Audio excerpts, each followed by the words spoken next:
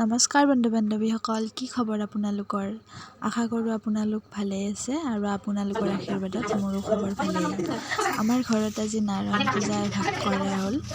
চাওঁ বলকচোন আপোনালোককো নাৰায়ণ পূজা ভাগ দেখুৱাই দিম।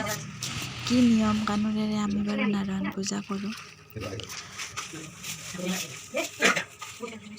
আচলতে নাৰায়ণ পূজাখন আমি আমাৰ ভাইটিৰ জন্মদিনত কৰিছিলোঁ আগতে। এতিয়া কেইবছৰমান আমাৰ নিমিলা হ'ল বাৰু। আমাৰ মাজতে বৰ্তা মৰিল, তেনেকৈ নিমিলা হ'ল।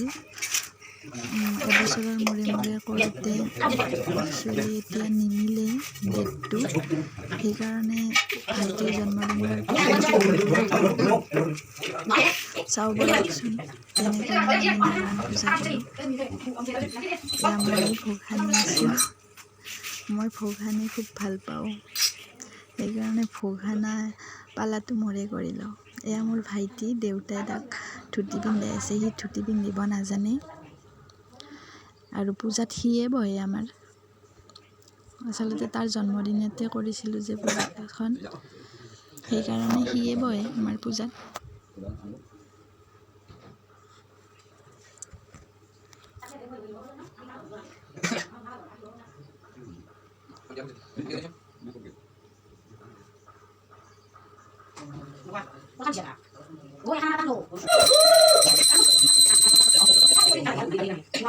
এয়া পূজাৰীয়ে পূজা পাতি আছে। মোৰ ভোগ সানা হৈ গ'ল, এতিয়া ময়ো পূজাত বহিম।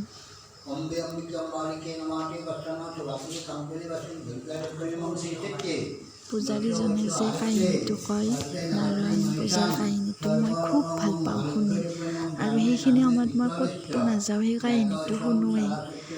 আপোনালোককো অকণমান শুনাই দিছোঁ বাৰু, শুনিবচোন ভালদৰে। গোটেই শুনোৱা নাই দিয়ক, গোটেই শুনালে ভিডিঅ'টো খুব দীঘল হৈ যাব যে, সেইকাৰণে অকণমান শুনাই দিছোঁ বাৰু।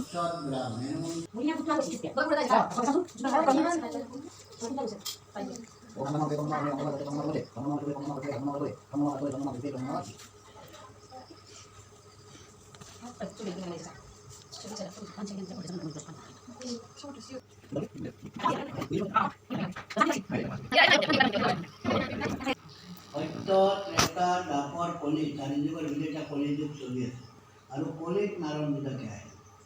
কলিত এইকাৰণে পূজা আহিছে য'ত ধৰ্ম থাকে তাত কলি হ'ব। সদায় দেখা পাবা ইমান ধৰ্ম পাতে তাতে কাইজা পেচালটো বেছিকৈ হ'ব। কিয় হয়? কলি প্ৰৱেশ কৰিবলৈ ধৰ্ম নষ্ট কৰাৰ চেষ্টা কৰে। সেইকাৰণে কলি গতিকে ভাৰতৰ ভিতৰত শ্ৰেষ্ঠ নগৰ কাশী নগৰ। কাশীৰ দৰে ধৰ্ম থকা কথা নাই। আৰু প্ৰথম কলি প্ৰৱেশ উল্লাস সেই কাশী নগৰ। তাকে কেনে গৈছিল একদিন নাৰদে যাই দেখা পালা তেওঁ কলি হৈ কিছুমানেতো চব চেঞ্জ কৰি দিব। তেওঁ তেতিয়া স্বয়ং প্ৰভু ভগৱানৰ ওচৰত কৰিবা, আৰু ভগৱানক কওঁতে ভগৱানে কৈছে কি একজন ক্ষুদ্ৰ ব্ৰাহ্মণৰ আগত দেখা দিছে, আৰু কেনেকৈ নাৰায়ণ পূজাখন কৰিলে মানুহৰ দুখ দুৰ্গতিবিলাক নহয় তাকেহে কৈছে। শ্ৰী পূৰ্বে কাশীপুৰী এক ব্ৰাহ্মণ আছিল আৰু অন্নবস্ত্ৰতে ভিক্ষা মাগিছিল। তাৰে ব্ৰাহ্মণগিলাখনৰ অৱস্থা অকণ হয় নেকি, চব খুজি মাগি খাই কি খায়। এদিনাও বামুণে খুজিব গৈছিল, হঠাৎ নাৰায়ণে বাটত দেখা দিছিল। পূজা শেষেই হ'ল, এতিয়া ৰাইজৰ মানুহ আহিছে প্ৰসাদ খাব। এয়াই আৰু, বাই বাই।